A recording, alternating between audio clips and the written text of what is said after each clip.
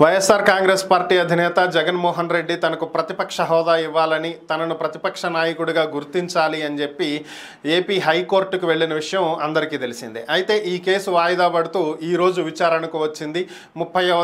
July 30 ఈరోజు విచారణకు వచ్చినటువంటి నేపథ్యంలో దీనికి సంబంధించి జగన్ తరపున వాదనలు వినిపించినటువంటి న్యాయవాది ప్రభుత్వం కావాలనే కక్షపూరిత ధోరణితో వ్యవహరిస్తుందని, కావాలనే ప్రతిపక్ష హోదా ఇవ్వకుండా ఈ విధంగా చేస్తుందని, ఇప్పటికే స్పీకర్కి లెటర్ కూడా రాయటం జరిగిందని, స్పీకర్ కార్యదర్శికి కూడా దీనికి సంబంధించినటువంటి వివరాలను అందించామని, అయినా కూడా ప్రభుత్వం ఇంతవరకు దీని మీద స్పందించలేదు, కేవలం రాజకీయ కక్షపూరితమైనటువంటి ధోరణిలో ప్రభుత్వం వెళ్తుంది అని చెప్పి ఆయన కోర్టుకి నివేదించడం జరిగింది.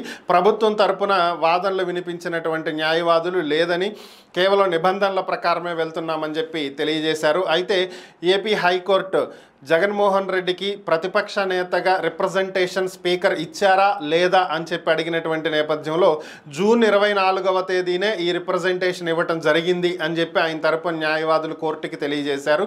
సో ఈ నేపథ్యంలోనే దీనికి సంబంధించినటువంటి పూర్తి వివరాలను ఇవ్వాలని చెప్పి స్పీకర్ కార్యదర్శికి, అలాగే అసెంబ్లీ వ్యవహారాలు చూసుకునే వారికి ఏపీ హైకోర్టు నోటీసులు ఇవ్వటం జరిగింది.